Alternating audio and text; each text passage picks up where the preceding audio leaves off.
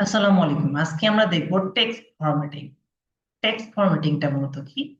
একটা লেখাকে যতভাবে স্টাইল করা যায়, যে কাজগুলা যেভাবে করা যায় সেটার নামে হলো টেক্সট ফরম্যাটিং। তো আমি টেক্সট ফরম্যাটিং নিয়ে যখন আমরা কাজ করব তখন আমাদের কি কি বিষয় আসতে পারে? এক আসবে বোল্ড, ইটালিক, স্টাইল, তারপরে লেখাটা মার্ক করা, এই সকল বিষয়গুলো আসবে। তো প্রথমে আমরা একটা লেখাকে কিভাবে বোল্ড করতে হয়। বি তে বোল্ড, তাই না? বি দিলে কিন্তু এই লেখাটা বোল্ড হয়ে গেল। এর নাম কি? বি। বি ট্যাগের ভিতরে আমি যাই লিখবো, মনে করেন আমি লিখলাম দিস ইজ এ HTML5, তাই না? দেখেন এই লেখাটা আমার পাশে কিন্তু লাইভ সার্ভারে দেখেন এটা একদম কি বোল্ড আকারে শো করতেছে, তাই না? আবার মনে করেন আমি এই লেখাটাকে, সেম লেখাটাকে যদি আরো অন্যভাবে বলতে চাই, যেটা বর্তমানে চলে, সেটা হলো স্ট্রং। স্ট্রং ট্যাগের ভিতরে আমি লিখলাম দিস ইজ স্ট্রং ট্যাগ, তাই না? স্ট্রং ট্যাগ, এটা দেখেন এটাও কিন্তু মোটা হয়েছে। তার মানে স্ট্রং ট্যাগ যেই কাজটা করে, বোল্ড ট্যাগ কিন্তু সেম কাজটা করে। লেখাকে তাহলে আমরা মোটা করতে গেলে এই ট্যাগ দুটা নিতে পারি। এরপরে আরেকটা ট্যাগ হতে পারে, সেটা হতে পারে মনে করেন আমি একটা কি নেবো, লেখাটাকে একটু টেরা করবো। টেরা অক্ষরের নাম কি? ইটালি। তো এখানে দেখেন ইটালি। এখন দেখেন আমি কিন্তু খুব সংক্ষিপ্ত সময় আপনাদেরকে দেখাচ্ছি। মনে করেন আমি কিন্তু সংক্ষিপ্ত সময় আপনাদেরকে দেখাচ্ছি যে লেখাটা কিভাবে ইটালিক করতে হয়, সেটা আমি দেখাচ্ছি। কারণ হলো আমরা পরবর্তী নেক্সট ক্লাসে যাবো, এইচটিএমএল আমাদের ততটুকু লাগবে না, কোন ট্যাগটা কি কাজে লাগে শুধু এতটুকু বিষয় জানলেই হবে। কেবল তাই বিআর একটা ট্যাগ আছে, বিআর ট্যাগটা হলো, বিআর ট্যাগটার কাজ কি? লেখার লাইন গুলাকে ব্রেক করা। দেখেন আমি অনেক কিছু করছি, দেখেন দুবার বিআর দেওয়ার সাথে সাথে লেখাটা একটু নিচে নেমে গেছে, তিনবার দেওয়ার সাথে সাথে একটু নিচে চলে গেছে। তাহলে ইটালিক ট্যাগের কাজটা কি? লেখাটাকে কি করা? বাঁকা করা। এরপরে আমাদের আরেকটা ট্যাগ আছে যেটার নাম হলো ইএম। ইএম ট্যাগের কাজ কি? ইএম ট্যাগের কাজটাকে লেখা কি? টেক্সট বাঁকা করা। এটাও কি? এটাও টেক্সটটা বাঁকা করা। এটাও টেক্সটটা কি করা? বাঁকা করা। আর বিয়ার ট্যাগের কাজ কি? আমাদের লাইন ব্রেক দেওয়া। হ্যাঁ, বিয়ার ট্যাগের কাজ হলো লাইনটা ব্রেক। এখন বিয়ার ট্যাগে আমাদের যে কাজ পড়ে সেটা হলো ইএম ট্যাগটা আসলে আধুনিক, আর এটা হলো পুরাতন। ঠিক আছে, আমরা কোন ট্যাগটা ব্যবহার করব? ইএম। বোল্ড ইউজ না করে আমরা কি ট্যাগ ইউজ করব? স্ট্রং। স্ট্রং ট্যাগটা দেখেন মাঝখানে কিন্তু দেখেন দিস ইজ এইচটিএমএল ফাইল, এটা। এবং দেখেন এটা আমি নিচে দিচ্ছি, তারপরে কিন্তু নিচে আসতেছে না। কারণ কি? ওয়েব কখনো আমাদের ভাষা বোঝে না বা কেয়ার করে না। তো এই জন্য কি দেওয়া লাগবে? Break tag. ব্রেক ট্যাগ দিলে লেখাটা নিচে চলে আসবে, ঠিক আছে? লাইনটা ব্রেক হয়ে যাবে সেই জায়গা থেকে। হ্যাঁ, এরকম আরেকটা ট্যাগ আছে যেটার নাম হলো আনুভূমিক ট্যাগ। এটার কাজ কি? এই স্যার, একটা আনুভূমিক রেখা শো করা। দেখেন দুবার দিছি দুটা আনুভূমিক, তিনবার দিছি তিনটা আনুভূমিক রেখা চলে আসছে। এই কয়েকটা ট্যাগ। এখন আমরা আরেকটা ট্যাগ দেখবো, সেটা হলো একটা লেখাকে কিভাবে মার্ক করা যায়। ঠিক আছে, মার্ক দিলাম, দেওয়ার পরে দিলাম this is a marking area. ঠিক আছে, এটা একটা মার্কিং এরিয়া হয়ে গেল, তাই না? এখন দেখেন এই এর নিচে আমি দুইটা লাইন নিয়েছি, আর একটা ট্যাগ নিলাম যেটার নাম হলো মনে করেন মার্ক ট্যাগটা আর একবার নেই, কারণ আছে। আমি লিখলাম দি দিস ইজ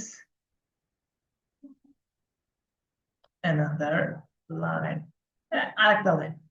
দেখেন এটা পাশাপাশি চলে আসছে, নিচে আসার কথা ছিল না, কিন্তু নিচে আসে নাই। কারণ কি জানেন? ওই যে বললাম, ওয়েব কিন্তু আমাদের আহ, এখানে লেক্সি কি সেটা বোঝে না, সে বোঝে ট্যাগ। বিয়ার ট্যাগ দেওয়ার সাথে সাথে নিচে চলে আসলো, আর একটা বিয়ার ট্যাগ দেওয়ার সাথে সাথে আরো নিচে চলে আসলো। আমাদের অনেক বেশি কাজে লাগে একটা ট্যাগের নাম, যেটা হলো ডিভ ট্যাগ। ডিভ ট্যাগটা আসলে কি মানে আমাদের ওয়েবসাইটে প্রচুর ব্যবহৃত হয়। This is Depp tag. দেখেন এখানে ডিভ ট্যাগ চলে আসছে। তো এখানে একটা বিষয়, ডিভ ট্যাগের অনেকগুলো কাজ আছে। হ্যাঁ, ডিভ ট্যাগের কিন্তু অনেক কাজ আছে, কারণ ডিভ কিন্তু অনেক কাজে দেয়। তো আমরা একটা কাজ করি, আমরা এখানে হাইট দেই 100 পিক্সেল। ঠিক আছে, এইচ আই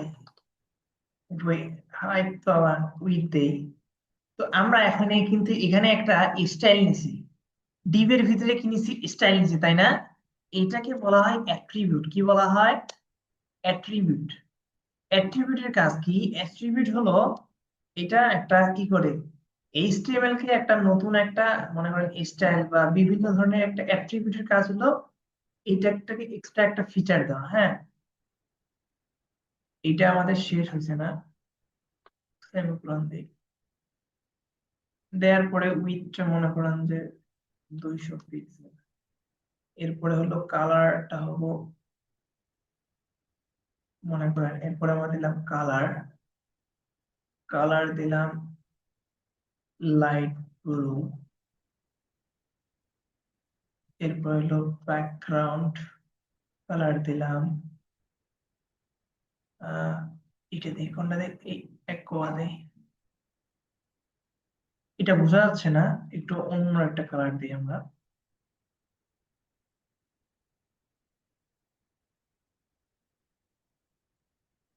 কালার আমরা এটা দিলাম। দেখেন এখানে একটা ছোট্ট একটা ডিভ এর মতো না, এটা হলো অর্থাৎ ডিভ এর কাজ হলো, দেখেন হাইড উইথ দেওয়ার পরে এর ভিতরে আমরা যে টেক্সটটা লিখবো এটা কিন্তু একটা সুন্দর আকার ধারণ করছে। তো এইটা যে আমরা ব্যবহার করতেছি সেটা হলো অ্যাট্রিবিউট। অ্যাট্রিবিউট সম্পর্কে আমার একটা আলাদা ক্লাস থাকবে, অ্যাট্রিবিউট ক্লাস এবং আইডি, এই তিনটা বিষয় নিয়ে, কারণ এটা খুবই গুরুত্বপূর্ণ অ্যাট্রিবিউটের বিষয়টা।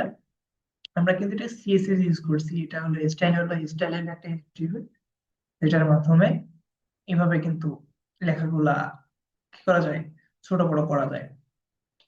এইটা গেল আমাদের কি, ডিপ ট্যাগের কাজ। ডিপ ট্যাগের পরে আমরা যদি দেখি, এরপরে আমাদের আরেকটা ট্যাগ নিতে পারি, যেটা ট্যাগের নাম হতে পারে সাব ট্যাগ। সাব ট্যাগের কাজ কি, মনে করেন আমি সাব ট্যাগের ভিতরে দিলাম এ, আর এর ভিতরে দিলাম টু। টুটা একটু দেখেন, এ নিচে টু চলে আসছে, অর্থাৎ এটার লেখাটাকে নিচে নিয়ে আসে। হ্যাঁ, লেখাটাকে নিচে নিয়ে আসে, তাই না?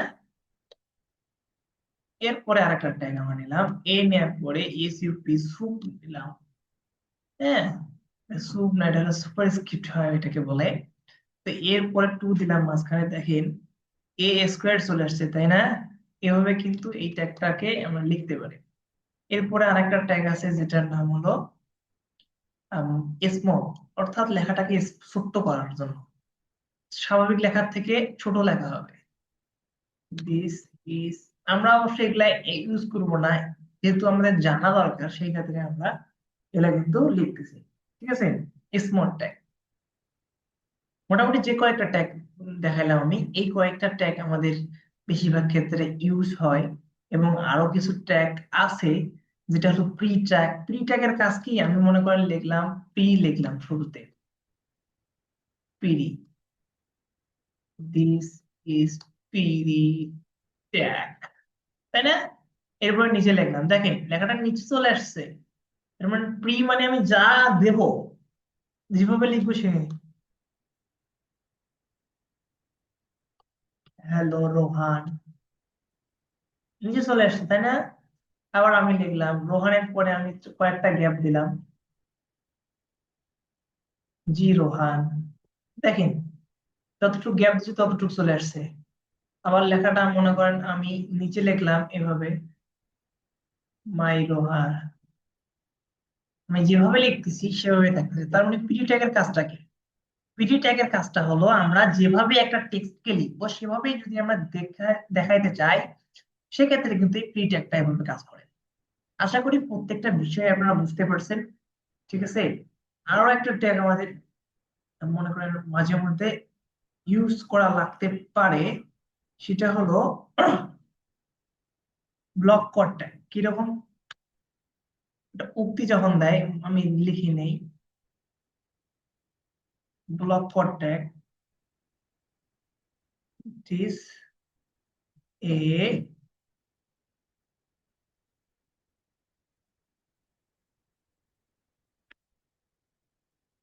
দেখেন এই লেখাটা আমি যখন লিখলাম তখন কিন্তু একটা নির্দিষ্ট একটা গ্যাপ নিয়ে কি করলো, লেখাটা লিখলো। এইটা হলো ব্লক ট্যাগের কাজ। আর একটা কাজ আছে, সেটা হলো মনে করেন আমরা লিখলাম ব্লক, ব্লক কোড লিখলাম না, এর ভিতরে আমরা কোটেশনের ভিতরে যদি কোনো লেখা লিখতে চাই, সেম ভাবে এই, আচ্ছা এটা আমরা এভাবে না লিখি, আমরা লিখি লোরেম 10 লিখে এন্টার দিই, কটা লেখা চলে আসুক। দেখেন এবার কিন্তু লেখাটা কি হয়ে গেছে, আরো আমরা লরেমের 10 ওয়ার্ড দেই, 100 ওয়ার্ড দিই,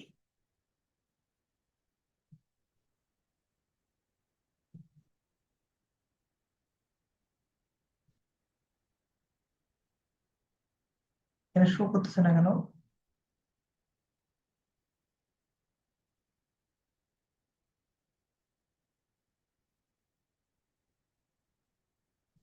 ও সরি, এখানে 100 ওয়ার্ড কিন্তু আসে নাই, ঠিক আছে, ডলারের একটা ট্যাগ চলে আসছে,